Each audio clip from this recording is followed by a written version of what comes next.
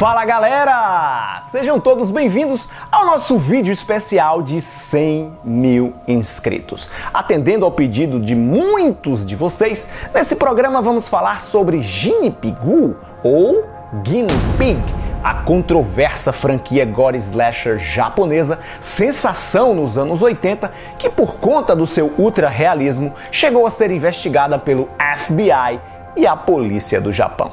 Prepare-se para arrepiar da cabeça aos pés, porque começa agora o Horrorpédia.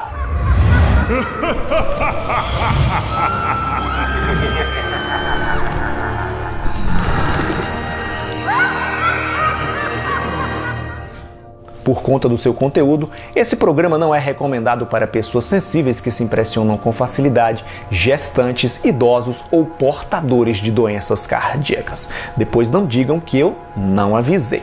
Se você nunca ouviu falar sobre Guinea Pig, sobre essa série japonesa, saiba que ela ocupa o primeiro lugar entre as produções de maior notoriedade no universo underground do horror extremo. Lançada em home video de meados até final da década de 1980, durante anos, enquanto o VHS reinava absoluto, cópias raras e de má qualidade circularam pelo mercado e ajudaram a criar uma aura de misticismo em torno dessa franquia. Gravada em VHS, em vídeo, o que dava um aspecto amador e mais realista, muita gente comprou o gato por lebre, ou melhor, porquinho da Índia por lebre. Acreditou que todas aquelas atrocidades fossem verdadeiras, que eles estavam assistindo a uma fita snuff. Quem acompanha o meu canal regularmente deve lembrar do vídeo sobre o Enigma do Mal, onde eu falei do caso da mulher supostamente estuprada por um espírito que muita gente acreditou. Pois é, na década de 80, onde o acesso à informação era limitado, o povo acreditava em tudo. Oficialmente, a franquia possui 6 médias-metragens com 45 minutos cada um deles. Muita gente confunde, acha que são 8 por conta de um making-of e uma versão norte-americana lançada algum tempo depois, mas na verdade são apenas 6 episódios. Os 2 primeiros são os responsáveis pela popularidade mundial da série. Realizado em 1985, Guinea Pig Devil's Experiment, o primeiro, chegou ao mercado japonês de forma discreta. Afinal de contas, os produtores não esperavam que a obra fosse causar tanto fuzuê.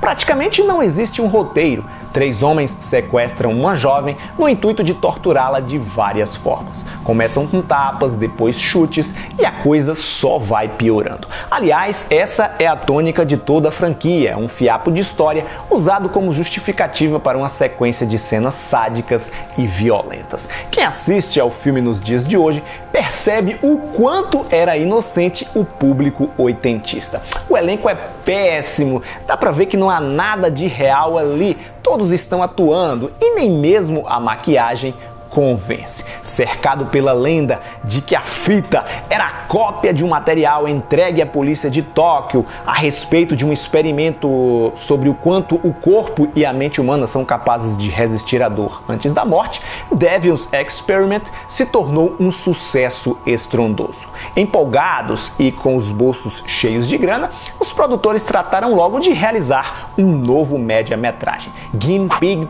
2, Flowers of Flesh and Blood. Na minha opinião, o melhor da série, escrito e dirigido pelo Hideshi Hino, o mestre dos mangás de terror. Na trama, um homem vestido de samurai sequestra uma mulher no metrô e a leva para sua casa. Lá, ele droga a pobre coitada e começa a desmembrá-la ainda viva, enquanto recita poesias.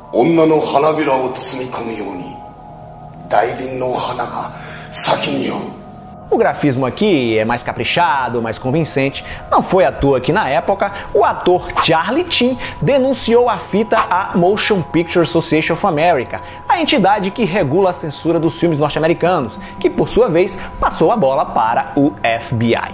Os federais investigaram o caso nos Estados Unidos para saber como é que o VHS entrou no país e contactaram a polícia japonesa, que, por sua vez, foi lá e grampeou o Hideshi Hino, o diretor, e o Satoru Ogura, o produtor da franquia. Para escapar das acusações de que aquelas torturas e mortes não eram reais, numa situação muito parecida por qual passou o Ruggero Deodato com o seu Canibal Holocausto, o Ogura precisou mostrar o elenco vivo e exibir um making-of para as autoridades. Esperto que só ele, o cineasta então, aproveitou todo aquele bafafá, toda aquela publicidade negativa em torno de Guinea Pig para lançar esses bastidores em home video, revelando como eram feitos os truques de maquiagem e efeitos visuais. Por conta do escândalo que quebrou o mito, quebrou a magia, a série a partir daí passou a usar o humor negro como principal ingrediente, sem abandonar o gore, claro. Na trama de Guinea Pig 3, He Never Dies, um sujeito depressivo, infeliz em sua vida profissional e amorosa, decide cometer suicídio. Após cortar o pulso, ele descobre que não sente dor e não sangra facilmente. Depois de outras tentativas frustradas e nojentas de tirar a própria vida, ele decide fazer uma pegadinha nível hard com um colega de trabalho. Naquele mesmo ano, 1986, o quarto capítulo da franquia também foi lançado, Guinea Pig 4 Devil Woman Doctor, o mais fraco dos 6 episódios. A tal doutora diabólica do título é uma travesti, interpretada pelo famoso transexual japonês Shinosuke Ikehata, também conhecido como Peter. Aqui não existe um enredo definido, apenas uma sucessão de esquetes, onde a médica, pouco ortodoxa, digamos assim, vai apresentando seus pacientes com doenças bizarras, entre eles um cara que possui uma barriga falante e outro cujas fezes têm vida própria. Isso mesmo que você ouviu. No final desse show de horrores de gosto duvidoso, como se os produtores precisassem reafirmar que tudo não passou de uma grande brincadeira, que tudo era falso, o elenco aparece levando uma tortada na cara, representada por uma tábua redonda cheia de pregos, nitidamente inofensivos.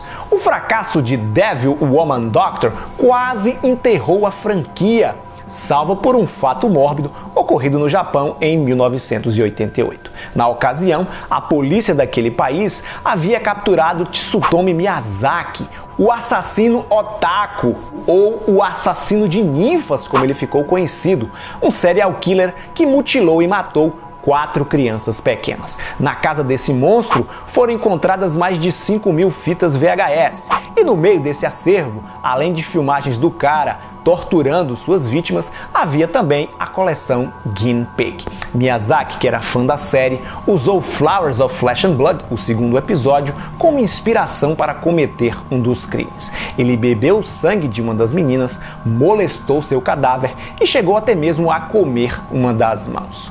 Esse acontecimento brutal reacendeu o interesse pela franquia, que voltou aos holofotes com Guinea Pig 5, Android of Notre Dame. Na história, somos apresentados a um cientista anão determinado a salvar sua irmã de uma morte inevitável provocada por uma grave doença que a trama não faz questão de dar detalhes. Ele então começa um experimento robótico envolvendo computadores e seres humanos como cobaias. Alguns trechos da fita deixam claro o quanto a série, nessa fase mais comercial, sofria influências das produções de horror do Ocidente que estavam bombando nos cinemas. Num determinado trecho do filme anterior, Devil Woman Doctor, a protagonista aparece usando uma luva com garras, numa clara referência a Freddy Krueger. Aqui, em Android of Notre Dame, as ideias foram chupadas de Reanimator, a cabeça sem corpo que tem vida própria, e Hellraiser, Renascido do Inferno.